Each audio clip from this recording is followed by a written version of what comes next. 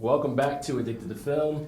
Travis and I here are with the very lovely Meagan Good and Michael Ealy. Thank you. I'm sorry, I didn't mean to say it like that. Now, see, like the opposite sex would be like Michael Ealy and Meagan Good. That's true. How you guys doing today? Good. Had an opportunity to see the film a couple of weeks ago. You guys are back together doing what you do. Lots of laughs. Talk a little bit about the film and share what it was getting back together the second time around. Oh gosh. I mean, getting back together was probably the best part because it's such a family atmosphere. We've all worked together in some capacity on something. And the first one, you know, the girls didn't get a chance to get together as much, but this one, we are totally togetherness. And then you got all the relationships. You know, you get to see the next level, the elevation of each relationship individual. So all across the board, it was pretty festive. Family reunion. Family reunion. Yeah, family reunion, and like riding a bike. I mean, we just literally picked up where we left off. Yeah.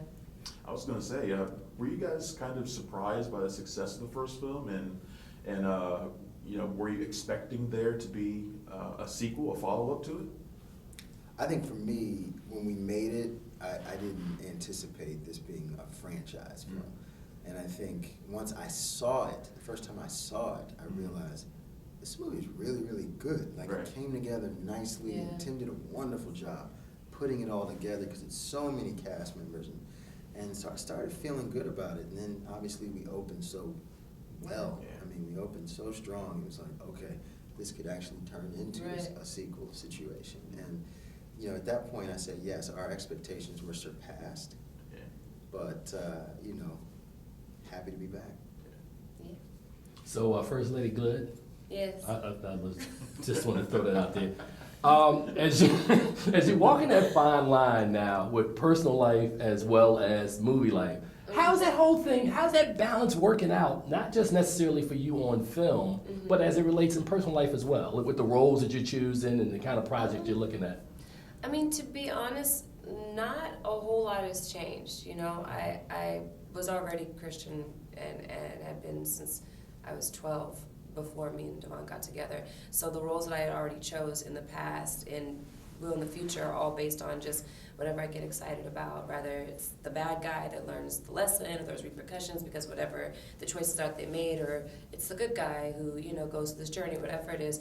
It's pretty much, my process is pretty much the same in that way. And then, you know, in terms of walking the thin line, I try not to walk it too much because then you become too concerned with, you know, people say you can't wear your hair like this, you can't have this much makeup on, you can't dye your hair, you can't play this role, you can't wear this outfit, you can't do this, you can't do that. It becomes too much and then you become inauthentic. And so for me, it's, you know, really keeping my eyes on God and being honest and authentic. And, you know, I think you can't lose that way. And Heathen Michael, how about you? No, I'm teasing. That's nice. I just threw it out there. He had that look at his face. No, you know, it's funny.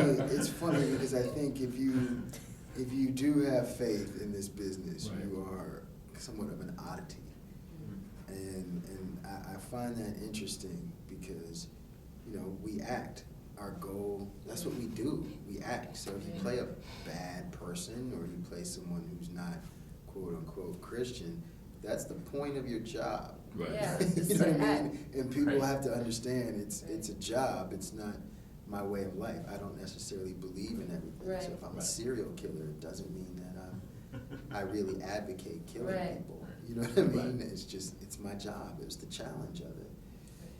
Now, this film is obviously God loves artists. Yes, it does. And God created artists. That's it. That was for Travis. I guess. All right, well, no, well, this film was obviously set in Vegas. Did you guys have as much fun in Vegas or take advantage of being in Vegas as it seems like you Yeah. did in the movie? No. Really? Yeah. No. First 2 weeks, it was like, okay, yeah, well, let's hang out. Let's hang out. After that, It was like, yeah, man, I gotta catch this sack, because if I don't, it's gonna be a wrap. You know, because literally we were coming to work at 1 a.m. in the morning, because that's when it was like slowing down. So we were getting up for our beginning of our day at midnight. Oh, wow. You know, so it was like very backwards, and we were kind of all over the place. So the most fun that we had was just hanging out with each other on set and cracking jokes and pointing out Lady of the Nights in between scenes. And, you know. Wow. But you guys must have had a ball during that whole poison sequence Oh, there, yeah. which is just Wasn't it great? insane. It was great. How did that work out? I mean, first of all, who came up with that? And second of all, how was that filming? It was kind of a collaboration. Initially, Tim, we were going to do In Vogue's Never Gonna Get It.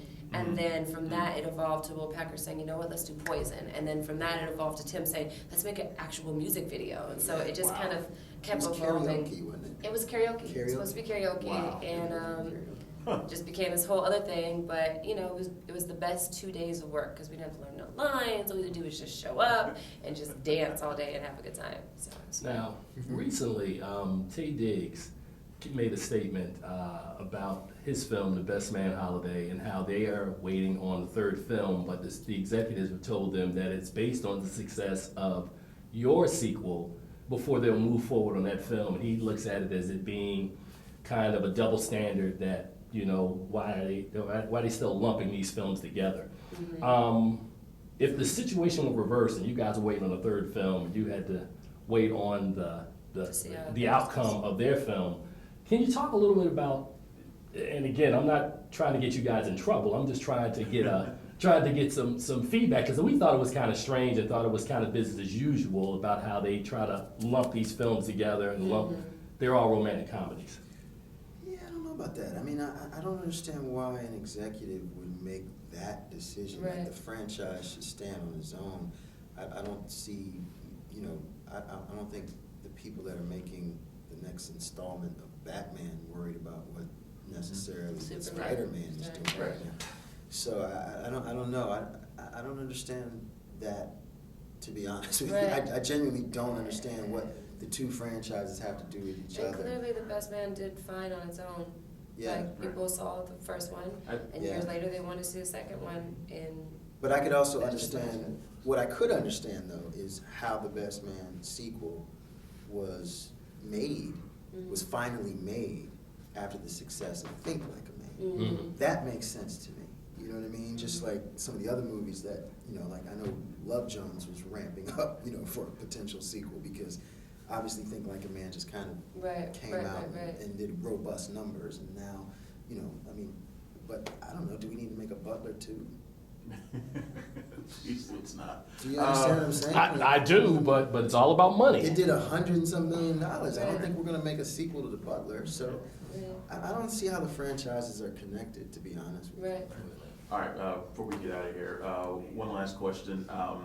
This movie saw your characters, your relationships evolve and sort of go to the next level, all of them basically. So where would you guys want to see in a third film? Where would you hope to take it? Since we're talking about sequels. I love Meagan's face. I don't know. We don't need to do another wedding. No, we don't need to do another wedding. We've done another that. wedding. We've done that. Maybe someone's prego.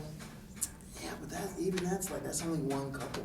Yeah. Like it's I mean, only one everyone's couple gotta- would be pregnant. Come on, flush it out. Come on, what we got? I don't know. I'm hoping for something Survivor-esque. I don't know. Oh, that's what I was Something saying. Survivor. Everyone kept saying, like, we need to go to Brazil, we need to go this, and I'm like, yeah, but we need to more, like, go backpacking or, like, camping or, like, something, like, that just takes everyone out of a comfortable element. You've done Vegas, so now you need to have that your European vacation or some vacation overseas or something, right? Exactly. Yeah. We may need to wait a while. Hostel Part 4. All I want you not to do is be Hangover Part 3. Outside of that, you're great. But thank both of you guys for your time. We're gonna take another break, and we'll be back with more of Addicted to Film.